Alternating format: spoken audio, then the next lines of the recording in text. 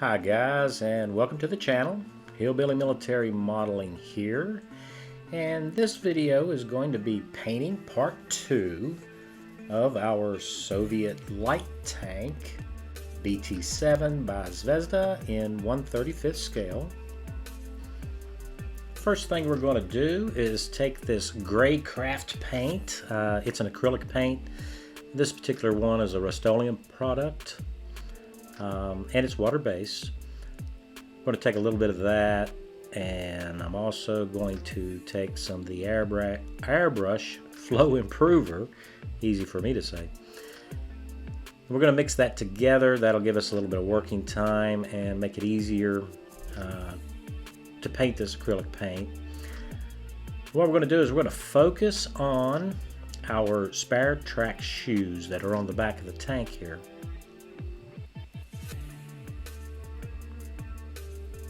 Now the good thing about the gray is that it's easy to adjust the tone with various weathering products, either panel liner or rust pigments or anything. Gray is a good base for that. And also, you know, bare fresh metal is gray to begin with, so why not start out with that color to start off with. So after that dries, we're going to take X22 Gloss Clear. This is a Tamiya product, and I do thin it with the X20A thinner from Tamiya. I recommend that if you're going to thin Tamiya paints, acrylic paints, then you use Tamiya thinner to do that. That'll keep you from having any issues with it. And so we use the clear. That'll give us a good smooth surface to apply our decals. And here I'm trimming out all the excess around the decal. That way it will have more of a painted on look. And for applying the decal, a little bit of warm water helps activate the glue much quicker. And then we're just going to slide it off onto the paint.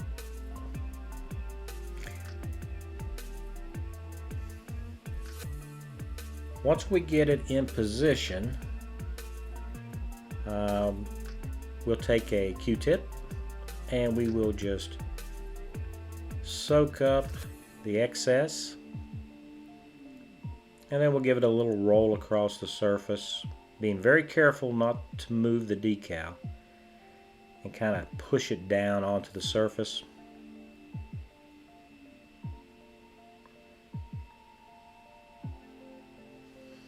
So we want to make sure that this clings really good. So I'm using the Mr. Marks Softener decal setting solution here. Now this is a really strong solution. So putting it on over the clear Tamiya acrylic is not a problem, but in the past I've been using the Pledge Revive It to seal the paint, and I don't recommend using a strong setting solution on the wax. So I do seal everything in again with the clear, and now we're going to use this panel liner. And I've been having issues with the panel liner being a little bit too thick. So here I'm going to attempt to just get a little bit out of the bottle, and we're going to try to thin that out. I want it to flow a lot better than it has been, so we'll see how that works.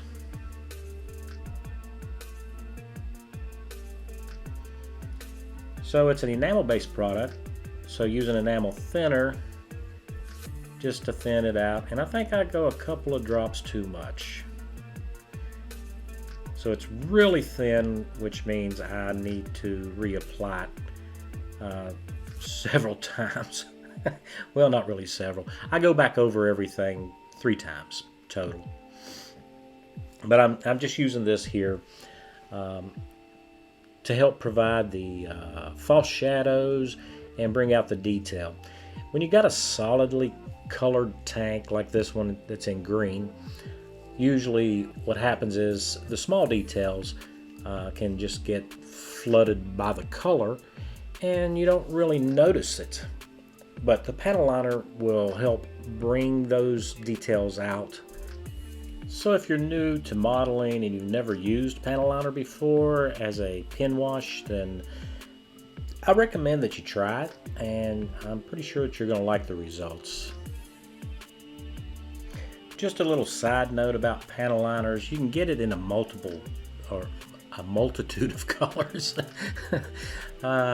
Black is probably the most prominent one, but there's also brown and gray, and also if you like to experiment, you can make your own panel liner using enamel paints or even oil pigments, and thinning those out to a wash or a filter type consistency, and you can use that as a panel liner too. So depending upon what color the vehicle is, you may decide that you want a different color. If you're doing a sand colored vehicle, a desert vehicle, then probably something in a burnt umber or a brown Tamiya panel liner would be more appropriate and make the model look more unison. So here I'm using the panel liner wash to pick out the antenna, and also we do the rivets, you know. Now I've gone back to the bottle here. Back to the bottle. Anyway, I'm using the straight out of the bottle for doing the road wheel.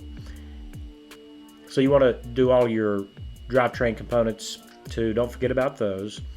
You're going to want to do your road wheels and your drive sprockets and your idlers and various other suspension components. There's not a lot of suspension component detail on this model, but it's just something to remember that you need to do all of it.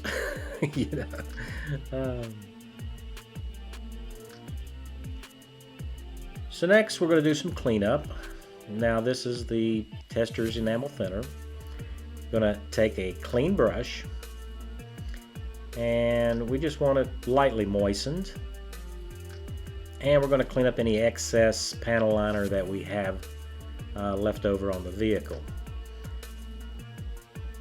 And as you can see here, the finish is a little rough, and I mentioned that in the last video where I was spraying over top the vehicle when I was painting the turret. So the hull kind of got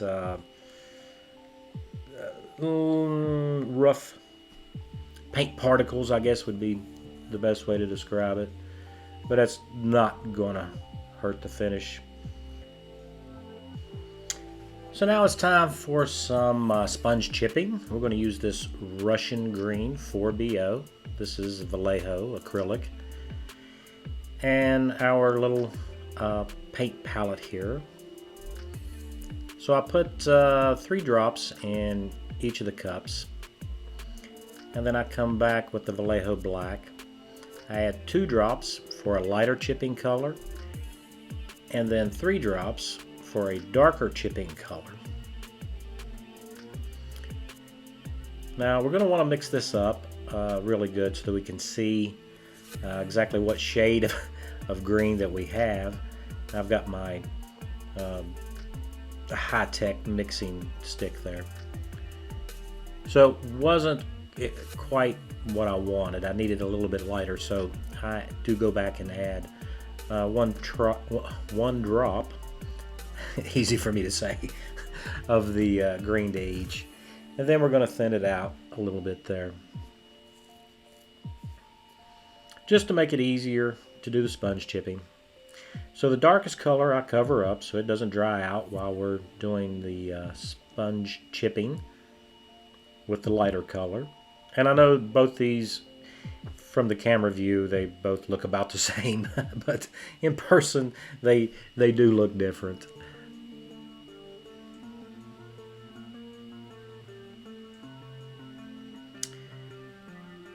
So I have my little piece of sponge here,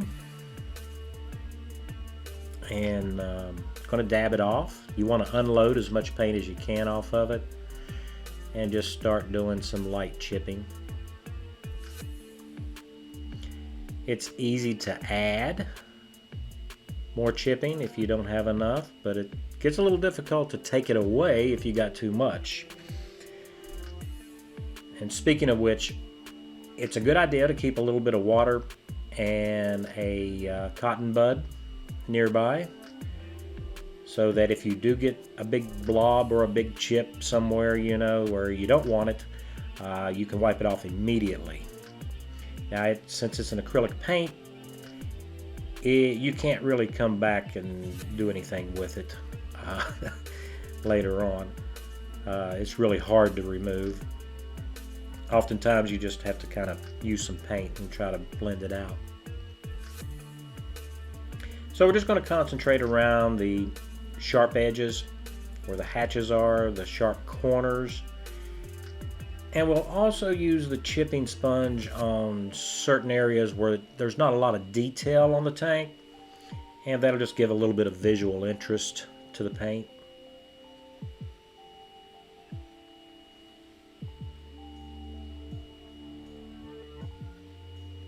So you want to concentrate on areas that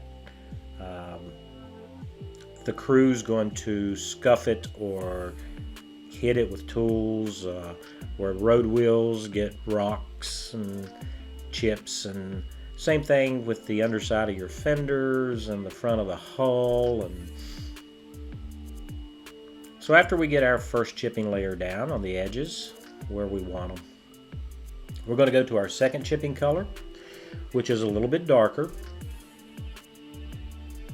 And we're going to use this color mainly on high wear areas. So that'll be areas where the corners, say on the vehicle, catches branches, or where tarps are going to be pulled across it. It's going to wear through the paint much faster. And so those are going to be darker areas.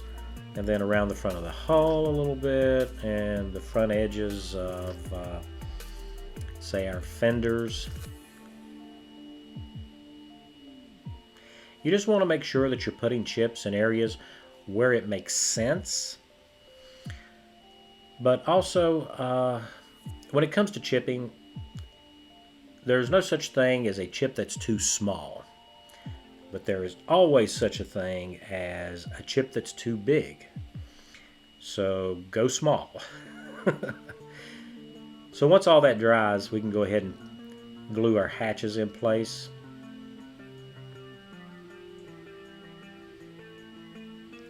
Now, I'm being really careful here to make sure that my fingers are not over the seam, because to me, extra thin that I'm using here tends to find that crack, and then it will run along your finger and it will mess up your paint job. So I managed to successfully pull that off, so we're in good shape. So next we're going to take this Model Master acrylic flat clear, and we are going to seal the entire vehicle with that. And you can see we got that nice dull flat look. It looks really good. So next up, we're going to use this gray that we used on our tracks before, on our spare track shoes, and we're going to repaint the tracks for the vehicle that same color, because the German dark gray, I think, is just a little bit too dark. So with the craft paint, just got to get it in the bottle. And here I'm using the 4012 reducer. It's just a water-based acrylic reducer. And we're going to mix it up real good with my high-tech mixing stick once again, just to make sure that we don't have any lumps in it and that it's of a decent consistency.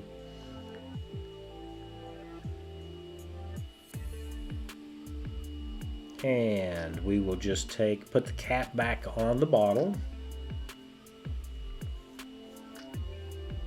and give it a good shake. Make sure everything's well mixed.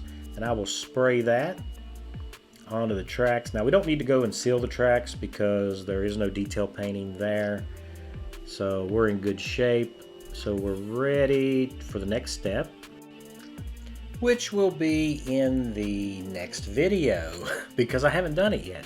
So that'll have to wrap up this video, guys. I really appreciate you watching. Special thank you to all my subscribers. I appreciate you guys. Thanks so much for watching, and leave me a comment. Tell me what you think of the model so far, or whatever experiences you've had, especially if you've built this kit before. And if you're new to the channel and you like what you see, go ahead and subscribe. It's free, doesn't cost anything.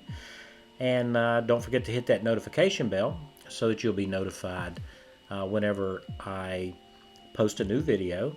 You won't want to miss that. So our next video will be weathering and our final reveal.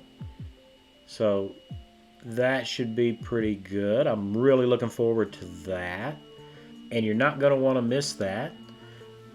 So you guys stay safe, and I will see you in the next video.